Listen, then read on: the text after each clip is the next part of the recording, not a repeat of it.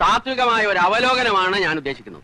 അതായത് ആഗോളവൽക്കരണത്തിന്റെ ഭാഗമായിട്ട് ലോക മുതലാളിത്തത്തിന്റെ സാമ്രാജ്യത്വ നിലപാട് അടിസ്ഥാനപ്പെടുത്തിയിട്ട് മുന്നോട്ടേക്ക് പോകുന്ന രാജ്യങ്ങളിൽ അതിന്റെ തിക്ത ഫലം അനുഭവിക്കുന്ന ജനങ്ങൾക്ക് മുമ്പിൽ ഈ തീവ്ര വലതുപക്ഷം ആ ജനങ്ങളുടെ പ്രയാസങ്ങൾ മുന്നോട്ടേക്ക് വെച്ച് അതിനെതിരായി പൊരുതുന്ന പ്രസ്ഥാനം എന്ന രീതിയിൽ വലതുപക്ഷ ശക്തികൾ മുന്നോട്ടേക്ക് വരികയാണ്.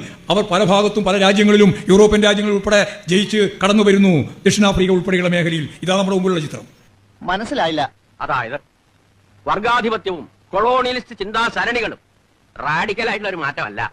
ഇപ്പൊ മനസ്സിലായോ എന്തുകൊണ്ട് നമ്മൾ തോറ്റു എന്നുള്ളത്? ലളിതമായിട്ട് പറഞ്ഞാൽ എന്താ, ഈ പ്രതിക്രിയാവാദകവും കൊളോണിയലിസം എന്നൊക്കെ പറഞ്ഞ് വെറുതെ കൺഫ്യൂഷൻ ഉണ്ടാക്കുന്നതിനാ? ഉത്തമം ഉണ്ടായിരിക്കും. സ്റ്റഡി ക്ലാസ്സിലൊന്നും കൃത്യമായി വരാത്തതുകൊണ്ടാണ് നിനക്കൊന്നും മനസ്സിലാവാത്തത്. കോട്ടപ്പള്ളിക്ക് മനസ്സിലായോ? എങ്കിലൊന്ന് പറഞ്ഞാൽ നാട്ടെ, നമ്മൾ എന്തുകൊണ്ട് തോറ്റു? കുമാരപിള്ള സാറ് നമ്മുടെ താത്വിക ആചാര്യനാണ്. തൽക്കാലം അദ്ദേഹം പറയുന്നത് നമ്മൾ കേട്ടാൽ മതി. എടോ ഉത്തമ, ഉൾപാർട്ടി ജനാധിപത്യം അനുവദിച്ചിട്ടുണ്ട്, ശരിയാ. നമ്മളെല്ലാവരും ഒരുമിച്ചിരുന്ന് ദിനേശ് വേടി വലിക്കുന്നതും അതുകൊണ്ടാണ്.